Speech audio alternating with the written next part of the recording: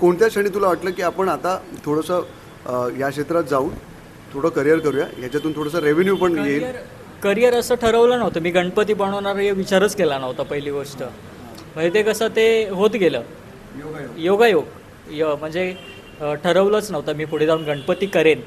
स्कल्पचरला गेल्यानंतर ते माइंडसेट तोच होता की मला ह्याच्यातच करायचं आहे, मला मॉन्युमेंटलच करायचे आहेत, हेच डोक्यात होतं. पण विचारच नव्हता. आता दादा तिथे काम करायचं तर ते सारखं बघावंसं वाटत होतं. ते सगुण रूप आहे गणपतीचं. ते जेव्हा आकार घेतं त्यावेळी तो फील वेगळा येतो, बघण्याचा दृष्टिकोन वेगळा होतो. तेच माझं झालं. ती फील होतो की बाप्पा असल्याचा म्हणजे तो असल्याचा फील होतो मला.